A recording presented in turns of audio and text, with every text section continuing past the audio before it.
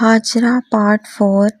عالیہ نے مجھے بہت سمجھایا کہ میں ایسا نہ کروں اور یہاں آنا بند نہ کروں، اور جب میں نے اکیلے میں اس بارے میں سوچا تو مجھے بھی لگا کہ عالیہ سچ ہی بول رہی ہے اور مجھے عالیہ کے گھر آنا بند نہیں کرنا ہوگا۔ اصل میں میری ماں نے تو پہلے سے ہی منع کیا تھا عالیہ کے گھر ایسے جانے سے، مگر میں ہی نہیں مانی تھی اور سوچا تھا کہ ایک ساتھ بیٹھ کر تیاری کریں گی تو اچھے سے سب کچھ تیار کر سکیں گی، مگر مجھے کیا معلوم تھا کہ یہاں یہ سب ہو جائے گا۔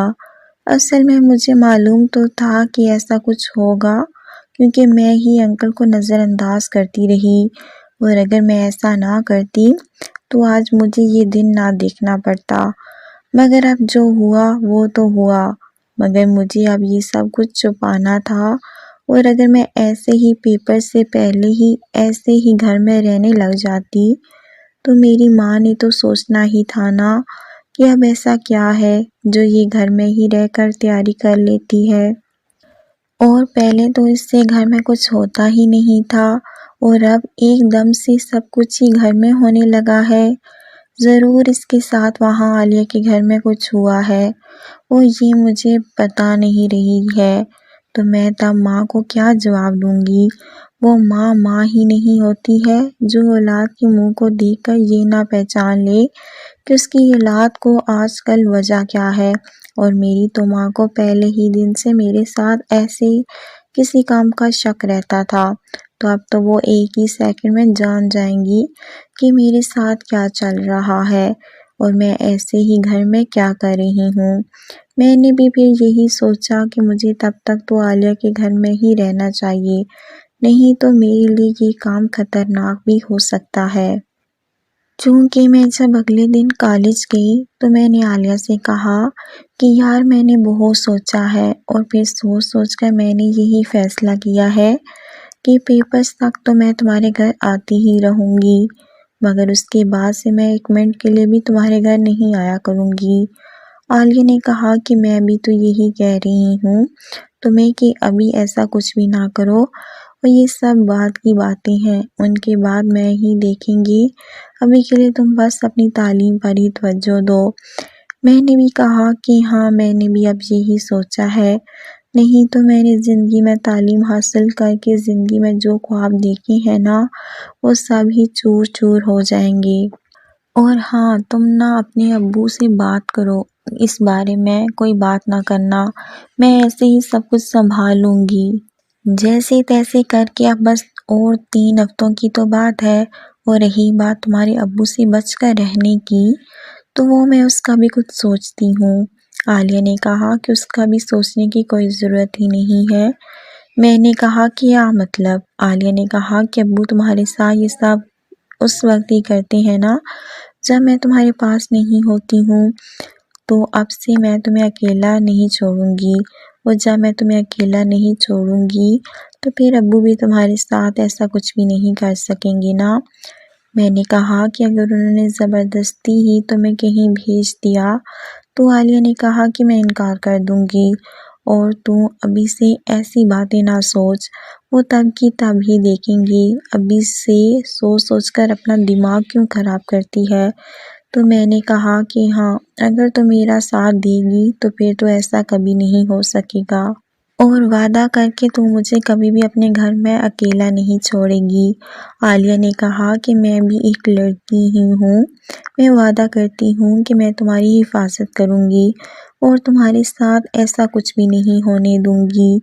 اس دن کے بعد پھر میں پھر سے عالیہ کے گھر جانے لگی، اور عالیہ نے بھی میرا بہت ساتھ دیا، یہاں تک کہ اگر اس نے واش روم بھی جانا ہوتا تھا تو بھی وہ انکل کو دیکھ کر ہی جاتی تھی، اور اگر انکل گھر میں ہوتے تھے تو وہ واش روم بھی نہیں جاتی تھی، مگر اس بات سے انکل بہت پریشان تھے اور ان کا پریشان ہونا بنتا بھی تھا، آخر انہیں میرے ساتھ ایسا کچھ بھی کرنے کا موقع جو نہیں مل رہا تھا، اور نہ ہی مجھے اب عالیہ اکیلا چھوڑتی تھی۔ خیر انکل نے بہت کوشش کی تھی ایسا موقع حاصل کرنے کی، مگر ہم نے اس بار سوچ رکھا تھا کہ انکل کو ایسا موقع دینا ہی نہیں، اور ہم اپنے پلان کے مطابق بالکل ٹھیک جا رہی تھیں۔ مگر پھر ایک دن کیا ہوا کہ ہم دونوں اپنے کمرے میں بیٹھی پڑھ رہی تھیں اور دروازے پر دستک ہوئی۔ عالیہ نے بے ساختہ سا کہا کہ اس وقت کون آ گیا؟ ابو تو ابھی ابھی گھر سے گئے ہیں، وہ تو واپس نہیں آ سکتے ہیں۔ مگر ہم دونوں نے ڈر ڈر کر دروازہ کھول ہی دیا۔ وہ جیسے ہی دروازہ کھولا تو سامنے ایک خوبصورت نوجوان تھا جس کے ہاتھ میں 2-3 بیگ تھے اور ایسے لگتا تھا جیسے بہت ہی دور سے آیا ہو۔ چہرے پر تھکان صاف نظر آ رہی تھی اور عالیہ نے جیسے ہی اس نوجوان کو دیکھا تھا تو عالیہ نے تو بڑے ہی گرم جوشی کے ساتھ اسے سینے سے لگا لیا۔ اور جب اس نے کہا کہ بھائی آپ اور اس وقت یہاں، آپ نے آنے کی اطلاع نہیں کی، ہم آپ کو ایئرپورٹ پر آپ کو لینے کے لیے آتے، تو مجھے بھی معلوم ہوا کہ یہ تو اس کا بھائی ہے جو کام کے سلسلے میں ملک سے باہر گیا ہوا تھا۔ جب میں نے یہ سب منظر دیکھا تو خاموشی سے ایک طرف کھڑی ہو گئی۔ جب کافی دیر تک وہ دونوں باتیں کرتے رہے تو پھر عالیہ کے بھائی نے کہا کہ اچھا باقی باتیں بعد میں کر لینا، ابھی مجھے کھانے کے لیے دو، بہت بھوک لگی ہوئی ہے، اور پھر تم نے اس لڑکی کے بارے میں تو کچھ بتایا ہی نہیں کہ یہ کون ہے اور یہاں ہمارے گھر میں کیا کر رہی ہے۔ عالیہ نے کہا کہ ہاں، میں اس کے بارے میں تو تمہیں بتانا ہی بھول گئی، اصل میں تم آئی ہی اچانک ہو اور مجھے تمہارے آنے کی خوشی ہی بہت ہوئی ہے۔ اور ہاں، یہ ہے میری دوست ہاجرہ جو کہ میرے ساتھ کالج میں پڑھتی ہے، اور پھر ہم دونوں گھر میں بھی ایک ساتھ ہی اپنی تیاری کرتی ہیں۔ لڑکے نے کہا کہ ویسے تمہاری دوست ہے بہت خوبصورت۔ میں نے جب یہ سنا تو شرما سی گئی تھی۔ اصل میں مجھے بھی عالیہ کا بھائی پہلی ہی نظر میں دل کو بھا گیا تھا اور میں نے بھی اس کی اس بات کو برا نہیں محسوس کیا اور ہنس کر اسی کی طرف دیکھ رہی تھی۔ عالیہ نے بھائی کو لیا اور کہا کہ ٹھیک ہے، اب اندر چلتے ہیں۔ میں نے عالیہ سے کہا کہ عالیہ اب پھر ٹھیک ہے، اب چلتی ہوں، تم اپنے بھائی کی خاطر مدارت کرو۔ عالیہ نے بھی کہا کہ ٹھیک ہے، تم جاؤ اور باقی پھر کل ملتے ہیں، اور میں عالیہ کے گھر سے اپنے گھر میں آ گئی۔ اور گھر آنے پر ماں نے مجھ سے پوچھا کہ کیا ہوا، آج جلدی ہی آ گئی ہو؟ تو میں نے سوچا کہ اگر میں نے ماں کو یہ بتا دیا کہ عالیہ کا بھائی گھر واپس آ گیا ہوا ہے تو ماں تو مجھے وہاں پھر سے کبھی بھی نہیں جانے دے گی۔ میں نے ماں سے جھوٹ بولا کہ ماں آج مجھے وہاں اچھا نہیں لگ رہا تھا تو میں آ گئی ہوں اور مجھے بھوک بھی بہت لگی ہوئی ہے، کچھ کھانے کو ہے تو جلدی سے لا دو۔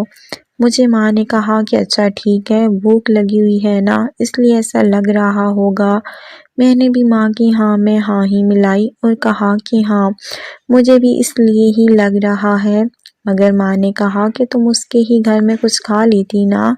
میں نے کہا کہ ماں میں وہاں کیا کھاتی، اور مجھے نہیں اچھا لگتا کسی کے بھی گھر سے کچھ مانگ کر کھانا، میں اس لیے ہی گھر ہی آ گئی ہوں، اور تو مجھے کھانا دے دے، باقی کے سوال بعد میں پوچھ لینا، میں تیرے سبھی سوالوں کے جواب دوں گی۔ ماں نے مجھے کوئی جواب نہیں دیا اور خود کچن میں چلی گئی، اور میں بھی گھر میں داخل ہو کر ایک طرف بیٹھ کر عالیہ کے بھائی کے بارے میں سوچنے لگی تھی۔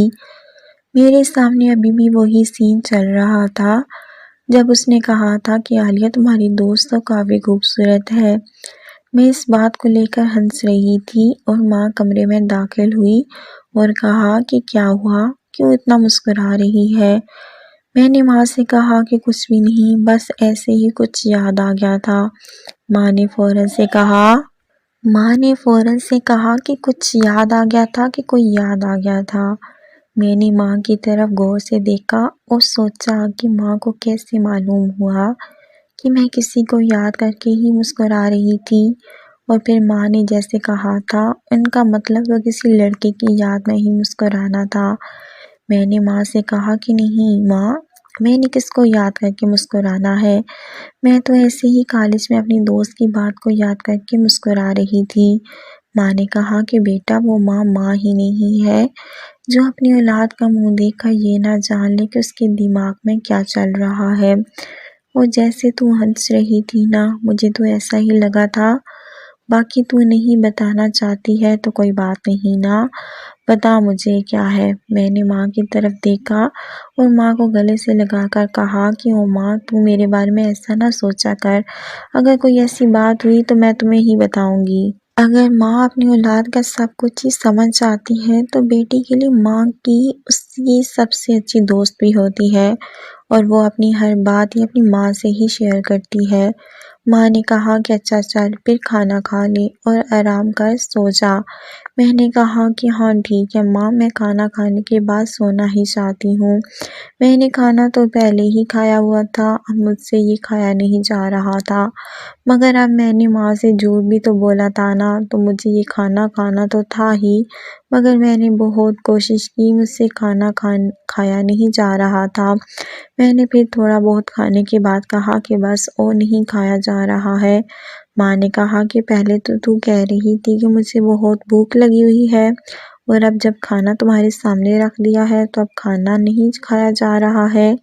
میں نے کہا ماں، مجھے پہلے بہت بھوک تھی، مگر اب نہ جانے کیا ہوا ہے، مجھ سے اب کچھ بھی کھایا نہیں جا رہا ہے۔